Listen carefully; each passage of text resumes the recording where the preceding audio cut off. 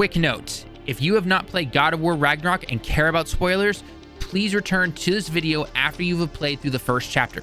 Trust me, it is worth it for your first playthrough.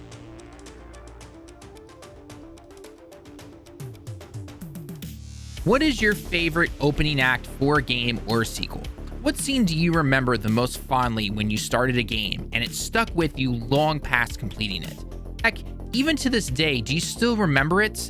Is it the opening scene of Halo 2 when Master Chief must fight his way through the ship to the bomb and take it out into space? Is it the opening scene of any of the amazing Legend of Zelda games? Or how about the opening to God of War 3 with the Titans versus the gods? One of my personal favorites is from Uncharted 2, when you wake up on a train that's hanging off the side of a mountain in the snow and Nathan must escape, all while the train starts to fall off the side. Regardless of what your favorite opening scene is or opening chapter, we all have a game that always sticks with us for the years and years, even after we have 100% completed any game. Whether it be tone, music, action, cinematography, or environment, an opening act for a game can leave a lasting impression for all gamers. Well, it might be time to place all of those, including my own, down to number 2. With the release of God of War Ragnarok, this might be the best opening / act to beat all openings. From the moment this game starts with the storm in the background in the crazy winter that is Fumbleheim, to the tension between a teenage son and his father, from the fight with a giant bear that turns out to be said son, to the tension building chat between Thor, Odin, Kratos, and Atreus, all coming together into the first boss battle of this game that puts most games' final boss to shame. Today, we want to go through some of those amazing scenes and see just why it's a step above the rest of gaming. Welcome to the channel of 5-9 Direct, everyone, and today we have a lot to discuss. If you enjoyed the discussion and in everything God of War Ragnarok, guides, gameplay, shorts, discussions, and more, we would appreciate it if you would hit the subscribe button and the like button. Or if you don't like the video, please leave a dislike and a comment down below on how we can improve our videos for the future. Finally, this video is actually sponsored by us. Hey guys, Goresh here. Just wanted to give you all a quick update that we are planning on dropping some new merch very soon.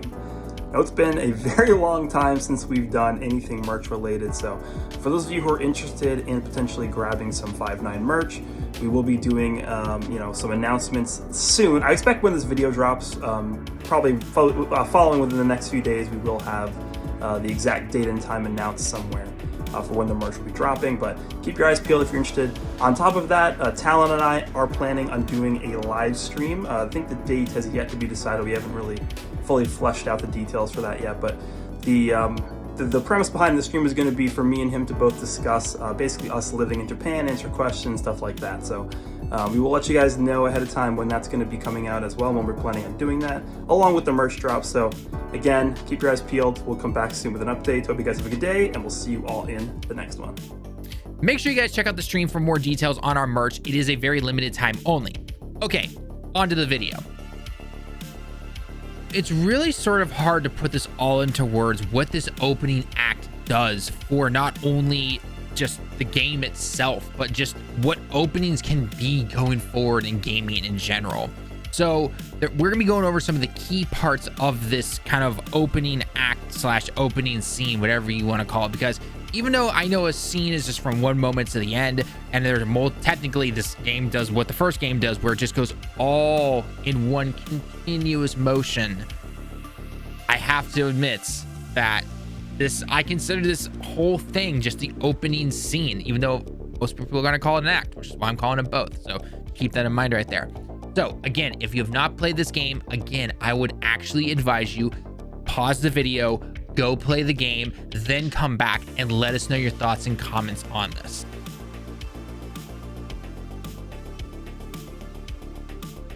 So from the moment this game starts, we get to see Kratos in the cave, very similar to the first one, where we see Kratos just standing there, in this game he's sitting here, and we hit start and we go straight into the game. Not only is the area covered in snow due to Fimbulwinter, but the moment Atreus returns with his prey hunted, we see some time has actually really passed in this game. It's been 3 years since the 2018 release, in-game world at least. And due to this crazy winter, Kratos has been forced to train Atreus every single day to prepare him for the looming battle that is Ragnarok. For those who don't know, Ragnarok, in a very simple explanation, is the battle of the gods where all things are destroyed in Norse mythology. By the way, again, like I just stated before, that description is very simplified and there's much more to it, but for this particular video, it's not really needed right now. After Atreus returns, we see that they must return home at once since they themselves are now being hunted. Kind of like the duality there. Atreus goes out to hunt for this wolf and find dinner, which he's not allowed to use any of his weapons, by the way. Kratos literally keeps everything. And now all of a sudden they have to run because they're getting hunted. The witch from the first game and mother of Balder is here, the son that we killed in the first game. Yeah, she still hates us for killing her son, and she's been hunting them for 3 years. What really impressed me, however, though, during this whole chase scene and even leading up to the beginning of it, where they are preparing the wolves to return, is Atreus himself. From the get-go, we see that Atreus has grown a lot in these 3 years, not just simply in age or his height or anything, but just his battle sense, just how he handles himself. And that is even more evident in the sections of the game later on, where you actually get to take control of him. We're not going to get into that stuff. Again, don't want to spoil too much, but it feels actually pretty good. He does not hesitate to move. He even has his bow ready and drawn, ready to take her out if he has to. He doesn't want to. He's not a brutal murderer or anything, but he will do it if he has to. He is ready. There's no fear in him whatsoever. And this all happens with she simply ambushing them on their way home. After escaping and getting into the protective zone where their house is, we actually get to meet some of the wolves that they've tamed. If I'm not mistaken, Loki, the name of Atreus that the giants referred to him as, or at least in all the prophecy stuff that we saw in the first game, he actually likes animals and everything. So it would make sense that he can basically be very good and tame these wolves and everything. While meeting these wolves though, we actually get to see a new one named Fenrir. Look at that fluffy boy. Sorry, I'm a dog person. When I saw him, I wanted him. However, as soon as we meet him, he actually passes away, which hit me hard. We went from a nice father and son moment, we actually get to see a little bit of pride in Kratos, to a full-on chase scene with action, and they hit us with the feels, and Fenrir dies. Not gonna lie, I shed some man tears. I've got to be brutally honest there. Way to hit us in the feels there, Santa Monica. Then, if that wasn't enough already, we are then thrown into our first conflict with Kratos and Atreus. It's here we really get to see the nickname that was brought on from 2018 called Dad of War.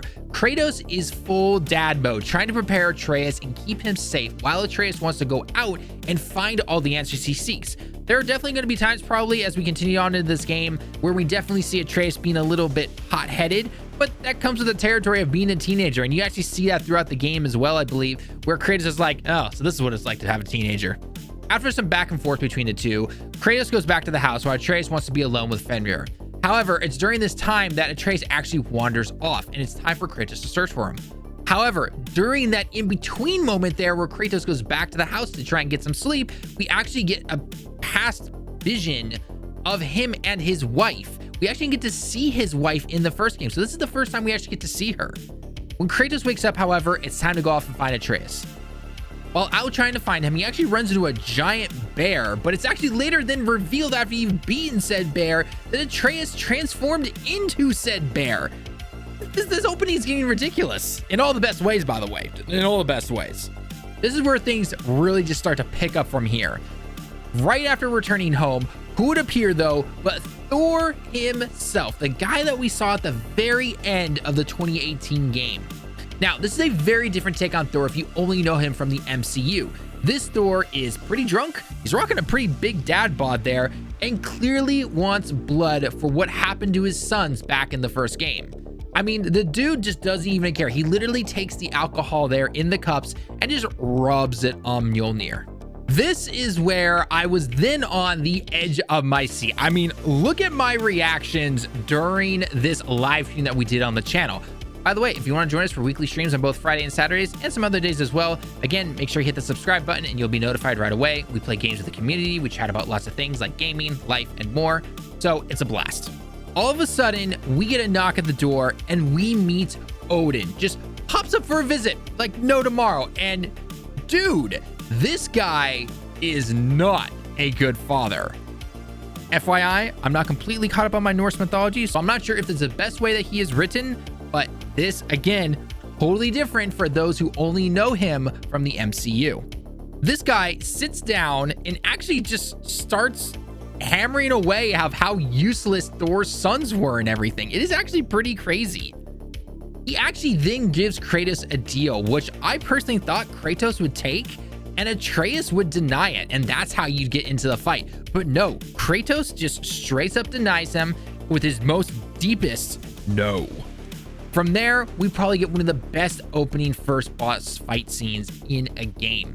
We get to go toe-to-toe, hammer to axe against the God of Thunder. The moment Kratos says no, Odin walks out, Thor snaps his fingers and just slams Kratos outside of the house, and the battle is on. And it does not disappoint. Not only do we change locations during the fight, but the cinematics during this fight are astounding. As the fight progresses, Thor starts to use more and more of his lightning-based attacks. He starts off pretty simple, occasionally throwing the hammer, but as the time goes on, starts to do more and more thunder strikes. You gotta be careful. Oh, by the way, remember that awesome scene of Kratos and Thor fighting from the story trailer all those months ago? Yeah, now check this out. This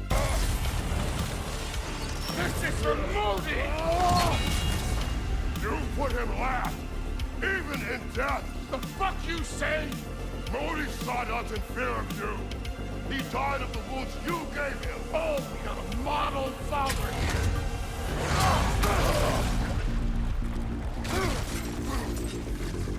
This feels familiar. What? Don't matter. Again, I say, dude. I figured that was gonna be the end of the fight, but no. They create a mini version of the Tree of Life. Then we get to the third stage where it's no hold back. It's full on beast mode here from the old God of Thunder, or at least what we get from the first battle. Make sure you are dodging this lightning. Oh, and by the way, if you die for the first time, Thor will actually revive you and literally say, haha, I'm not done with you yet. I haven't had my fun. During this whole fight, he is trying to bring out the true God of War from Kratos. It is not until you win, or you finish the battle at least, where he literally says the All-Father has plans for him, referring to Atreus. It's in that moment we get the most epic punch that you have ever seen from this current iteration of Kratos. However, this doesn't faze Thor. He just laughs it off. In fact, I think he picks a tooth out of his mouth and flicks it away. He finally says, there he is. There's the God of War I'm looking for. Consider your blood debt paid. The blood debt was referenced earlier when they're having the conversation with Odin and Thor in the house. After that, he just takes off and your adventure begins.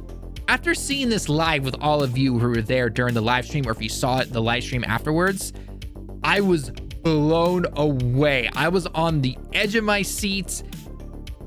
What an opening scene.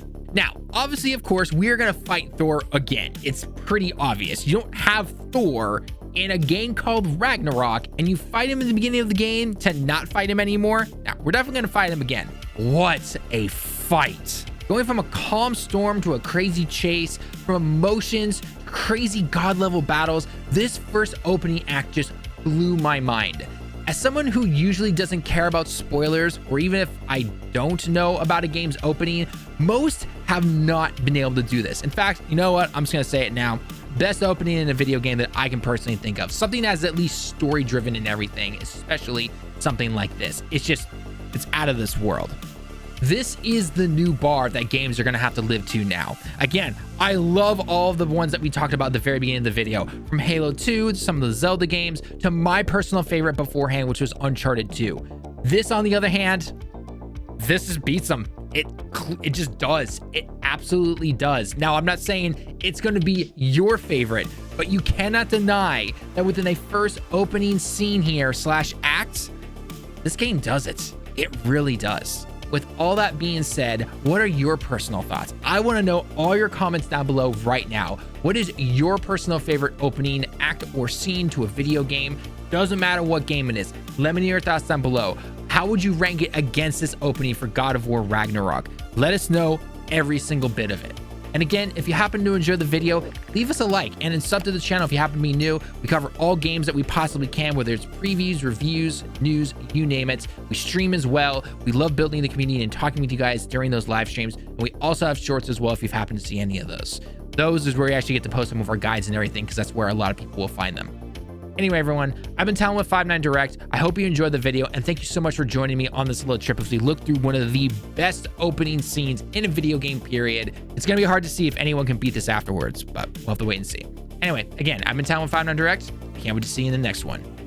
Johnny.